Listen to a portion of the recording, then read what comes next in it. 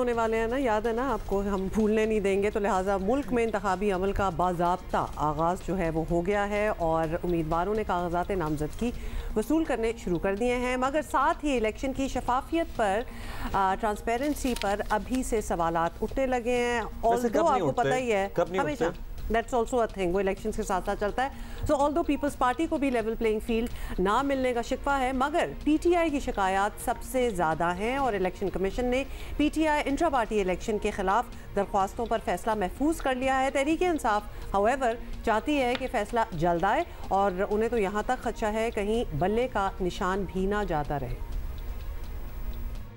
अगर 70% आवाम से ताल्लुक़ रखने वाली पार्टी का इलेक्शन सिंबल डिस्प्यूटेड है और अभी तक क्लियर नहीं है, तो लेजिटिमेसी भी अब इलेक्शन की वो भी बड़ी क्वेश्चनेबल होगी। मेहरबानी करके इस मैटर को 22 से पहले कंक्लूड कर लें। 40 सवाल जो हैं वो खाली पीटीआई से पूछे गए और दूसरी पार्टी से नहीं पूछे गए, तो सर्टेनली एक तासर तो मिलता है कि डिस्क्रिमिनेशन हो रही है।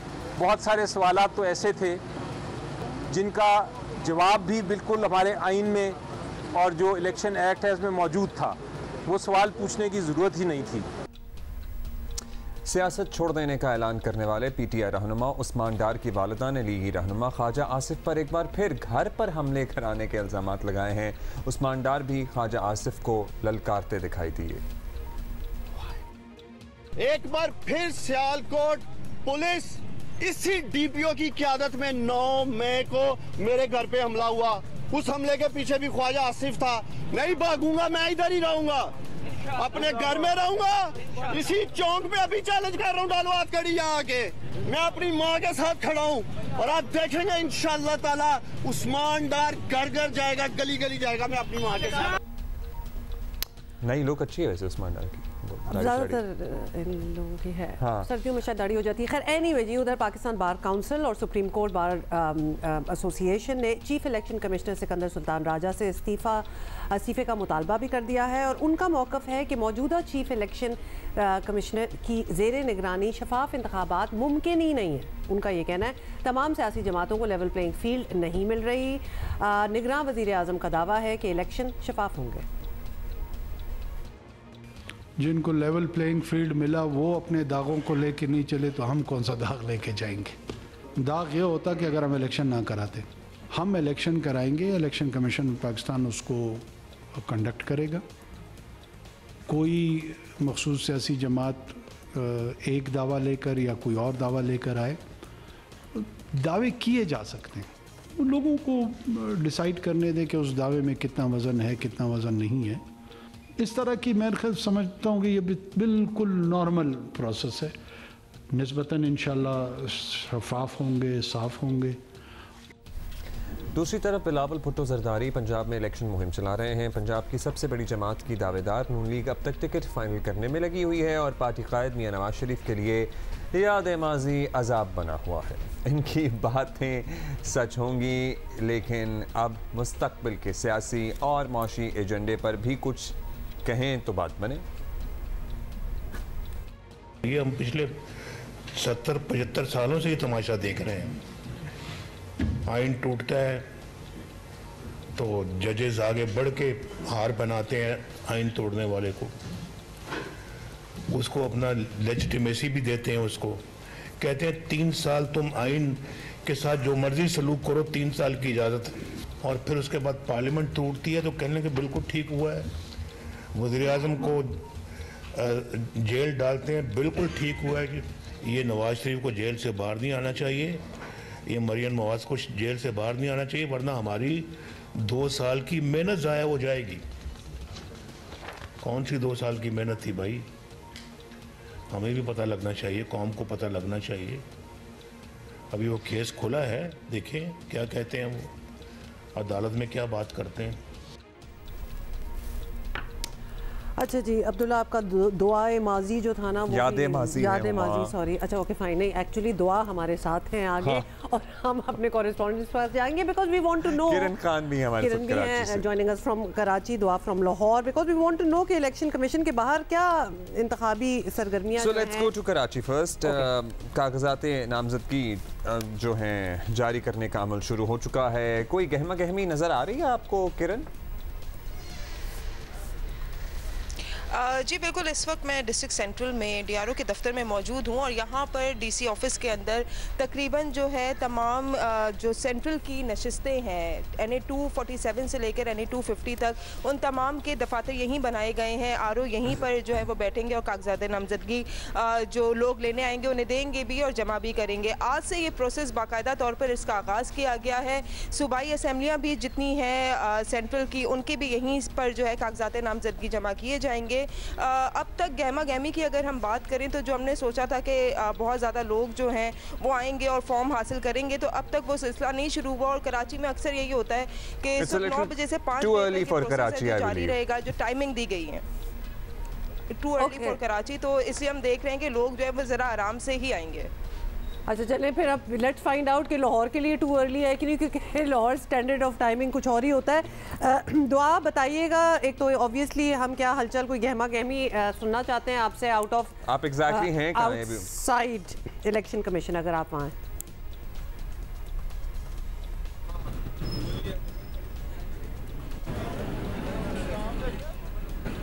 दुआ आपको आवाज़ आ रही है? जी मैं आपको अब सुन सक रही हूँ। जी आप बता दीजिए आप कहाँ मौजूद हैं, क्या सूरत हाल है? अब DRO की तरफ से कागजात नामजदगी जारी करने का अमल उम्मीदवारों को शुरू हो जाएगा। आज से 22 तक सबमिट करने होंगे।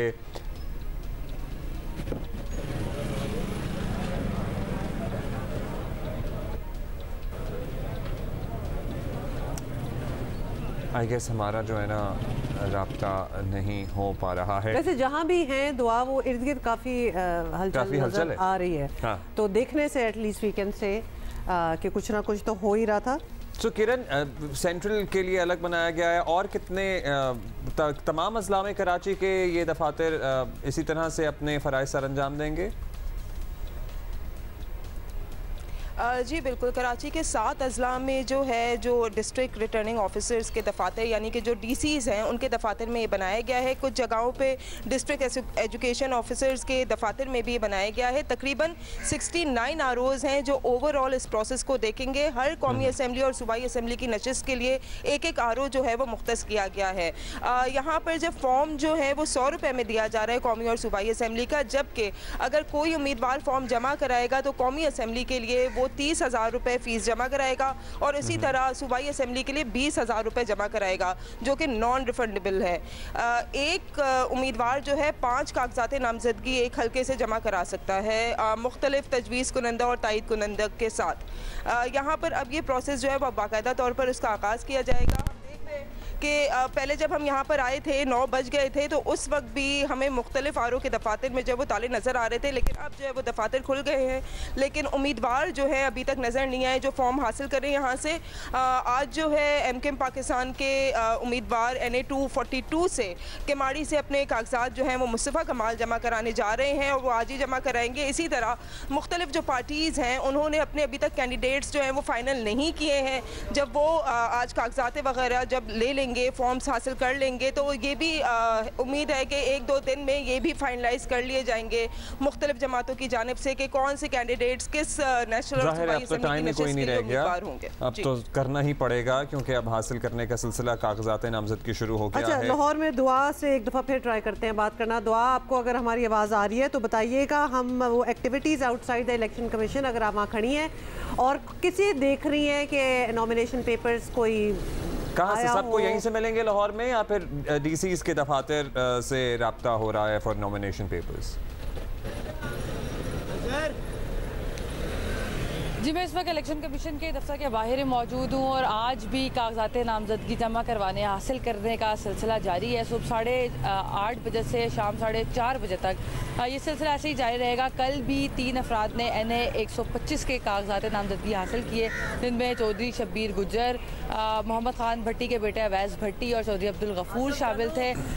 इलेक्शन कमीशन की जानिब से एक पूरा हदायतनामा भी जारी किया गया है। अगर शेड्यूल की बात करें तो 20 से 22 दिसंबर तक कागजात नामजदगी जमा करवाए जा सकेंगे। 23 को एक इब्तदाई लिस्ट लगेगी, जबकि 24 से 30 दिसंबर तक कागजात की जांच पड़ताल होगी और फिर 3 जनवरी को तक अपील की जा सकेगी अगर किसी ने उसके कागजात नामजदगी के खिलाफ दायर करनी है। 11 को जो स्क्रूटनी का अमल है वो भी किया जाएगा। 13 को फाइनल लिस्ट लगेगी, 11 को नज़रसानी फहरिस्त लगेगी, जबकि 13 जनवरी को फाइनल लिस्ट लगेगी और निशान अलॉट किए जाएंगे। जो हदायतनामा इलेक्शन कमीशन की जानिब से जारी किया गया है उसके मुताबिक जितने भी लोगों ने जमा करवाने हैं ये कागजात नामजदगी, उनको एक एडवाइजरी दी गई है जिनमें तजवीज़ कुनिंदा और तायद कुनिंदा, फिर उनके पूरी डिटेल्स हैं, इनकम टैक्स की डिटेल है, दिसंबर तक बैंक ट्रांजैक्शन के सारे डिटेल्स जमा करवानी पड़ेंगी। 25 साल से किसी भी उम्मीदवार की उम्र कम नहीं होनी चाहिए और एक हल्के से मैक्सिमम 5 पेपर्स जो हैं वो जमा करवा सकते हैं। अगर कोई सूबाई उम्मीदवार है तो उसका उस सूबे से ताल्लुक़ होना ज़रूरी है। 25 साल से किसी उम्मीदवार की उम्र कम नहीं होनी चाहिए। तो ये सारी चीज़ें हैं जो इलेक्शन कमीशन ने वाज़ेह की हैं। और थैंक यू आपका दुआ एंड थैंक यू किरण, हमें कराची और लाहौर से अपडेट करने के लिए। कागजात नामजदगी जो नॉमिनेशन पेपर्स हैं वो हासिल करने का अमल शुरू हो गया है। 22 तक जमा कराए जा सकते हैं। 23 को टेंटेटिव लिस्ट आएगी, उसके बाद उनकी जांच पड़ताल होगी। अच्छा जी, सियासी सूरत हाल पे हम मजीद बात भी करेंगे। Asma Shirazi will be joining us later in the show.